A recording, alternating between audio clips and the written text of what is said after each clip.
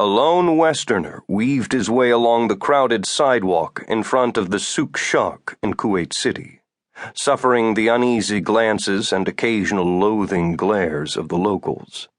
They did not bother him. With his flaxen hair and fair skin, such looks were unavoidable. On another day he might have indulged his audience by slowing to gaze up at the beautiful souk, playing the part of the wandering tourist, admiring the high towers and ornate arches that hearken back to the glory days of the Persian Empire.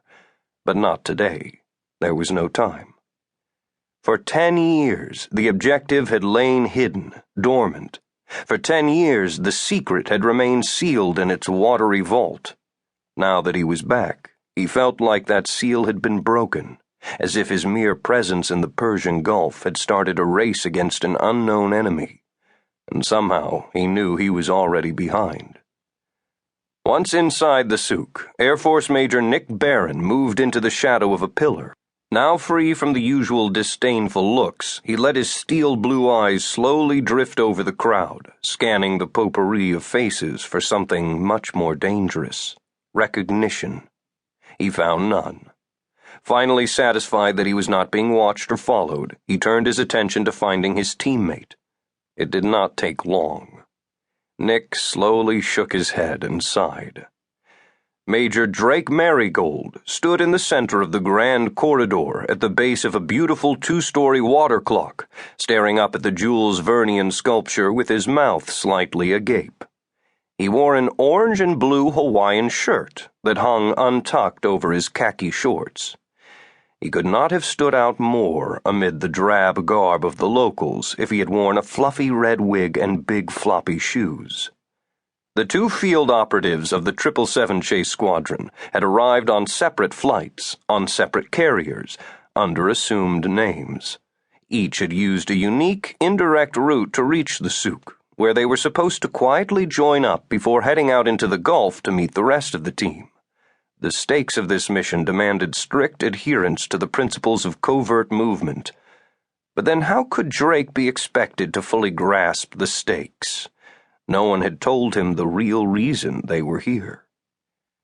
"Magnum P.I. called," said Nick, joining his comrade at the water clock. "He wants his shirt back." Drake nodded, still looking up. "It's called hiding in plain sight, boss." He was nearly a head taller than Nick, with broad shoulders to match and chiseled Greek features. With his flawless dark hair and obnoxious shirt, he looked like a movie star about to go on a cruise rather than a military operative. He glanced around the wide corridor, pulling the loud shirt away from his body and fanning it to take advantage of the air conditioning. "They did a good job rebuilding. The last time we were here, an Iraqi missile had just crashed through the ceiling. You'd never know that there was once a huge crater right where we're standing." "They've had 10 years to fix it," said Nick. "We've been away a long time." For the first time since Nick had stepped out of the shadows, Drake looked him straight in the eyes. "So, why are we back?" Nick dropped his eyes from Drake's to check his watch. "The others should be reaching the rendezvous point soon. It's time we got out there." Drake frowned. "You're starting to act like the Colonel." "Just pick up your bag and let's go." Nick shifted the strap of the duffel bag that hung over his shoulder and started walking toward the central rear archway, the exit to the marina.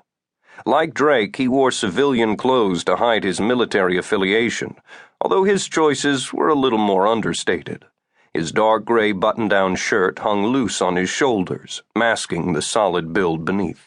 Both men carried civilian duffel bags with enough gear to get them through a few days on the water, just as Colonel Walker had directed. Warm, salty air rushed over him as Nick pushed open the glass double doors. He started down the stairs to the wooden boardwalk where several docks extended out into the Gulf. Each had room for 20 small craft, and each was nearly full, a forest of masts and canvas. Other than the whip and snap of the sails in the gentle breeze, all seemed quiet.